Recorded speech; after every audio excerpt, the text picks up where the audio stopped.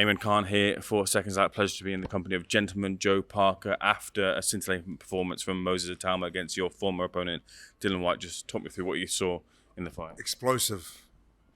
Before the fight, I spoke with Andy and a few of our team and a few others, and we thought in the first 3 rounds, Moses would dominate and get him out of there. But if it went past 3 or 4 rounds, it could have been a different fight, a lot more challenging. He showed speed, good combinations, picked the shots, power, and aggression. Dillian White came in great shape, and he looked like he was ready for the fight, but just the difference in, I reckon, youth. You know, what is Dillian, 37, 38 years old? 37, and you got Moses who's 20. So youth, and when you're at at that age, you feel like you're unstoppable. Mm-hmm. And he showed great calmness last night, right? And put it all on display. Did you see what Moses must have seen, that opportunity to strike early? Did you, when you were watching that fight, see that moment that Moses also saw? You know, I did see the interviews later where he said, Ben did tell him when to attack, and when White is doing certain things, that's when you're supposed to jump on him. And I guess he saw it. He saw the opportunity, and he took full blast of it, which is what a great result he got. When it comes to Dillian White, of course, you fought him before. How different is he? I fought Dillian White back in 2018, and I feel like he was a different fighter back then. I would have loved to fight him now. You know, I mean, before the Moses fight, I agreed to fight Dillian White, and he went on to take Moses, which wasn't the best fight for him, and he lost his fight. I agreed to fight Derek, I agreed to fight Dave, and I agreed to fight everyone.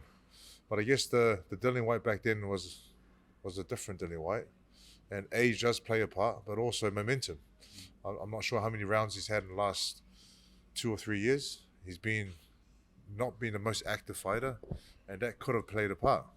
But we're always going to say this and that, but he came in the best shape he could have ever been in, and Moses just dominated. How much was speed a factor in this fight? It seemed like Dillian was a lot slower, and Moses just had speed of thought and speed in hand too. Moses has speed in the way that he punches.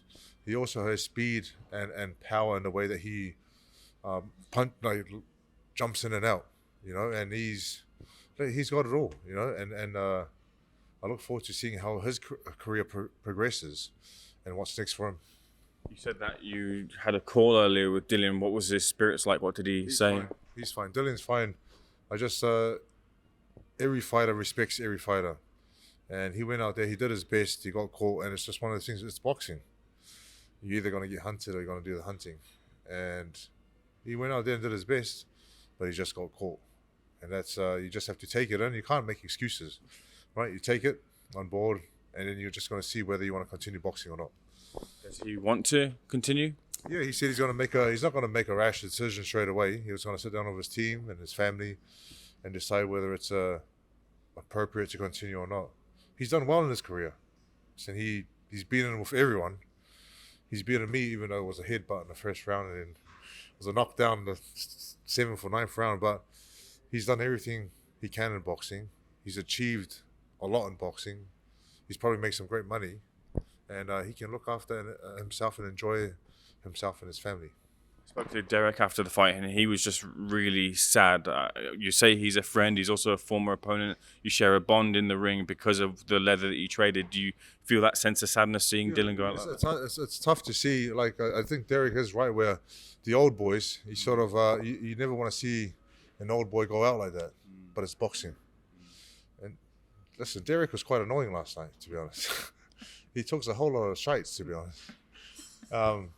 He is entertaining, Derek, and he does say a lot of things, and I do want to fight him again, but we'll see. Yeah, let's get into you first of all. Just stick with Moses. A lot of people are pitching the fight between you and Moses. Is that something that you welcome? I will fight anyone. To be honest, I don't like. Moses showed a great fight last night. I'll fight anyone. If he's the one that's next, and if he's the one that's in front of me, then so be it. Let's get it on. And I mean, in terms of conversations you have with Andy Lee, how does he feel about the fight with Moses? At this moment in time, myself, Andy, George Lockhart, our team, it's taken a while for us to make any fight happen since February. So we're keen to fight anyone. Doesn't really matter, to be honest. I'm in the sport of boxing to fight everyone and anyone. And if that's the fight that's next, then that's the one we're going to take. I'm sure the fight that you want most next is the fight with Usyk. Oleksandr Usyk. Yeah, of course. Usyk, a great champion, deserves his break, deserves time with his family, deserves to just take a holiday and relax. You know, he's been quite busy, and he's a unified, undisputed champion. So he has extended the time to give us a decision whether he's going to fight us or not. And you know what would be great? If we can lock in a fight and he takes the time to rest and recover, and I think he's got an injury. So, but he's, you know, what he's done in boxing is incredible. And I want to test myself against the best, which is Usyk. How do you feel though about that extension of time? Do you think you'll land the fight with Oleksandr? To be honest, I don't think I'll land the fight. I think Usyk and his team are looking at the options that they have. Is he going to retire? Who knows? Does he want to fight someone else with bigger money? Who knows? It's just I feel like he's just leaving his options open. But he's a man of honor, and whatever he decides to do, all the best to him. He deserves whatever he does because he's he holds all the cards at the moment. Speaking to Lawrence Colin, he kind of felt like, look, Usyk has done his thing. I hope he kind of vacates and everyone else can get in the mix and fight for the vacant titles. Would you rather have that happen, or would you rather be in with Usyk for it?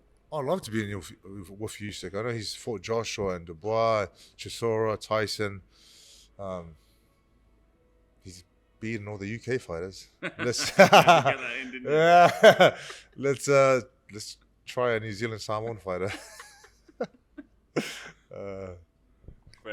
Yeah, but I mean, in reality, do you think that happens? Do you think you end up fighting for a vacant title? You know what? I don't know what's going to happen, and I'm not going to sit here and say, you know what, this is going to happen. I just don't know. So my goal now is just to lock in the fight and get busy. My career is not, time goes fast. Activity is key. If it was up to me, 3, 4, 5 fights a year, but that's never going to happen. Joe, there was another heavyweight fight on that card in the form of Filip Hrgović versus David Adelaide. What do you think of that fight? You know, what round was it? Well, it was back and forth. It was round 8, round 9. Round 8. That was a good round. You know, when David Adelaide did have his moments, he looked good. But throughout the whole fight, Hrgović did dominate. And he was chasing him down and throwing many punches, landing a lot. David Adelaide did show heart and grit just to hang in there and go all the, was it 10 rounds? Yeah, 10. 10 rounds. Go the whole 10 rounds, you know. It was an entertaining fight. In terms of Filip Hrgović, is that someone you think in the future you might end up in the ring with? If he's the one in front of me. Like, honestly, anyone. I was offered, like I said, Dillian White, said yes. Chisora, yes. David Allen, yes. Nothing eventuated. So whatever fight's in front of me, just bring it on. Like, I welcome all comers. What's Derek's attitude to the fight with you?